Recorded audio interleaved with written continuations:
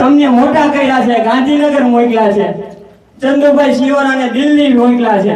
ખબર છે આપણે મહિનાથી મુખ્યમંત્રીને 2-3 વાર રજૂઆત કરી, પણ કઈ એનો નિકાલ જ નથી આવતો.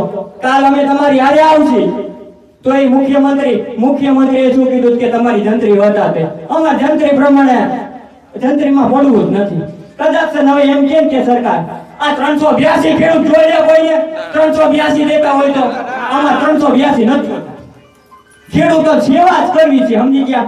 આ 382 રૂપિયા તમને ચૂકવવાના હોય ને સરકારને, તો 382 અમારે એક પણ ખેડૂત નથી. અમારે 382 રૂપિયા જોતા જ નથી. અને જે દેતા હોય એમને સરકારની તિજોરી જમા કરી દેવા છે. સરકારને વળતર વધારવું જ ન હોય તો કઈ નહીં, અમારા વખતે સાથી ઉપર થાંભલા નાખે અને બળજબરી પોલીસની હાજરીમાં નાખે તો ભલે આમાં 382 ન જોતા. અમને એમ તો થશે કે આ તો એમ કહે છે કે ખેડૂતે વળતર જે બોલા કે ગુજરાત રોટલો નાખે બરકું લલચાવે ને એવી રીતના ખેડૂતોને લલચાવે છે ખેડૂતોને. આ રે આ સિસ્ટમ ખોટી.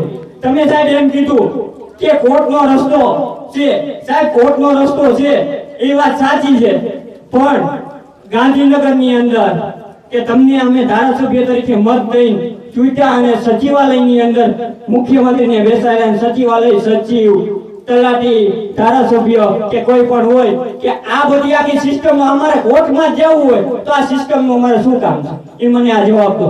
અમારે કોર્ટમાં જવું હોય તો આ સિસ્ટમ અમને શું કામ આવશે? સ્વાભાવિક છે ને આ જશે આજ તે આપણે ધાંગધ્રાનો વાવડીનો મુદ્દો કરીએ તો ઈ કોર્ટમાં ગયા, સેશન કોર્ટે સ્ટે લઈ આવ્યા તો આપણા એસડીએમ એમ કીધું હું તમારા કોર્ટ